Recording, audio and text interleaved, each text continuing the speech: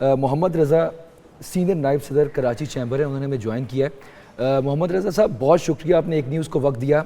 Sir, गुज़िश्ता रोज़ इक़्तिसादी सर्वे जारी किया गया वफाकी वज़ीर ख़जाना की जानिब से, और आज 3 बजे कहा जा रहा है कि बजट पेश किया जाएगा। क्या एक्सपेक्टेशंस हैं, क्या आपकी राय है जो कल इकनॉमिक सर्वे पेश किया गया उसके बारे में, और आज जो बजट आ रहा है उसके बारे में?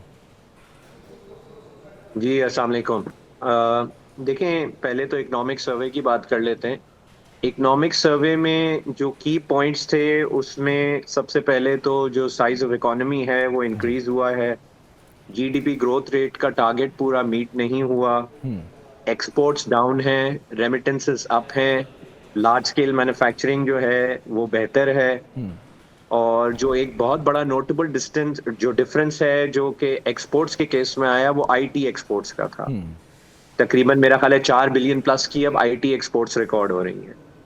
तो इस इकोनॉमिक सर्वे से जो हमें मैसेज मिला है वो ये है कि जो इकोनॉमी पहले कहा जाता था कि आईसीयू में है, वेंटिलेटर पे है, तो वो इस वक्त वेंटिलेटर से निकल के थोड़ी समझे नॉर्मल रूम या स्टेबिलिटी की तरफ चल रही है, लेकिन ग्रोथ की तरफ अभी भी इकोनॉमी नहीं है।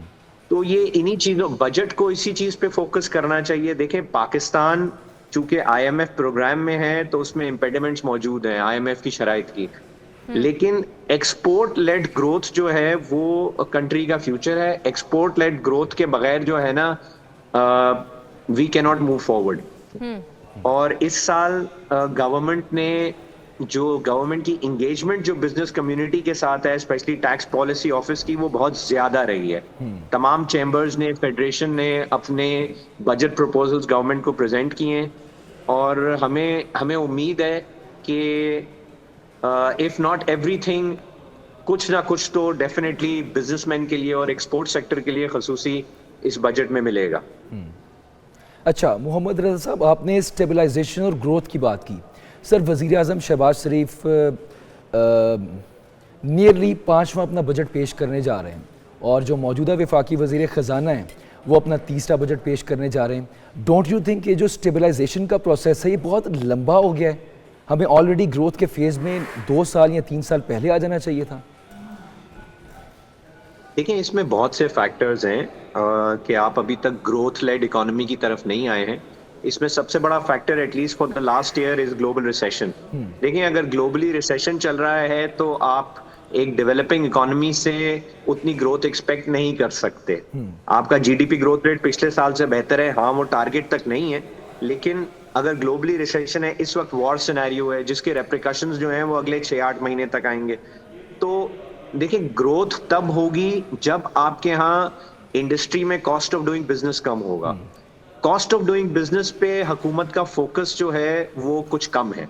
कॉस्ट ऑफ डूइंग बिजनेस में सबसे बड़ी चीज जो है वो रीजनली कंपेटिटिव इलेक्ट्रिसिटी टैरिफ है। हम कई दफा इसकी बात कर चुके हैं। तो अगर एक पाकिस्तानी प्रोडक्ट इंटरनेशनल मार्केट में कंपेटिटिव नहीं है तो उसको बेचना बहुत मुश्किल है।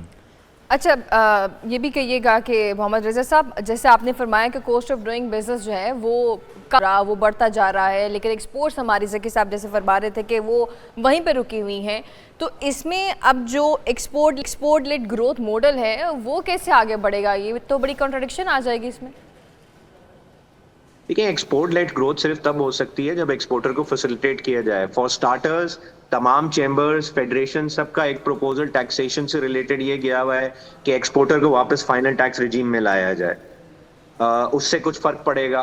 दूसरा, देखें, पाकिस्तान की एक्सपोर्ट्स मेजॉरिटी जो है वो टेक्सटाइल्स हैं। टेक्सटाइल्स में इस वक्त बहुत ज्यादा इम्पेडिमेंट्स हैं। सबसे बड़ा इम्पेडिमेंट तो कॉस्ट ऑफ इलेक्ट्रिसिटी है। दूसरा, ईएफएस स्कीम जो है वो इज नॉट फंक्शनिंग प्रॉपरली। तीसरा, जीरो रेटिंग खत्म हो चुकी है। तो ये चीजें जो हैं ये सारी एक्सपोर्ट लेड ग्रोथ के लिए उल्टी हिंड्रेंसेस हैं।